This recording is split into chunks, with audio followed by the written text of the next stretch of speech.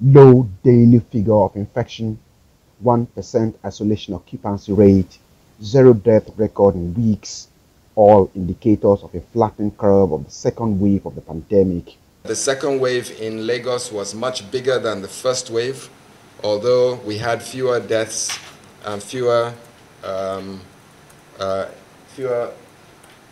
severe cases that resulted in fatality. Of course, by the time we got the second wave, we had learned a lot more about COVID and were able to manage our patients in a much more effective manner. But the Lagos Commissioner for Health and the entire state government know it is not time to relax. The situation in countries like India, Brazil, Turkey, and even some African neighbors is a clear warning signal that they are taken very seriously. We have identified that laxity amongst the citizens of Lagos may cause the congregation of people and the creating the environment for super spreader events. They are aware that laxity, religious holidays, as well as movement of international passengers could be a risk factor for a third wave in the city. But they have their strategy in place.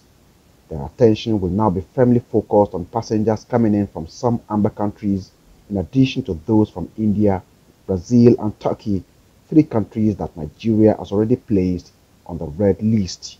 Our isolation facilities are still there. We are maintaining them. We're using them now for the mandatory isolation of passengers that are traveling from India, Brazil, or Turkey. We asked what other measures are in place to monitor movements at other entry points, including the land borders and seaports. If you're coming in from Brazil, India, or Turkey, you'll be coming in and isolating at your own expense, inclusive of the tests. That means that if you are in India, Brazil, or Turkey at the moment, and you are a Nigerian, or you have immigration status that permits you to live and work in Lagos, then when you come in, if you choose to come in, you must come in prepared to pay for your own isolation and to pay for your testing. Lagosians, this is not the time to panic. This is not the time to be anxious, but it is time for us to keep to all the protocols of COVID-19 prevention that have been rolled out by the experts so that we don't have a third wave. It's time for us to be very careful, observe all the non-pharmaceutical protocols that we have been asked to observe. Vaccine strategy is another weapon being deployed in Lagos against COVID-19. Over 200,000 residents have taken their first dose.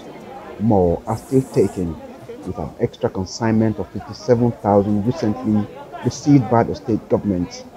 But beyond all that, non-pharmaceutical protocol of social distancing and personal hygiene are a key aspect of the 5-point strategy that the state authorities are pushing and hoping that Lagosians will continue to observe to keep another wave of the pandemic away from here. Tokumbo Oyetunji, Arise News, Lagos.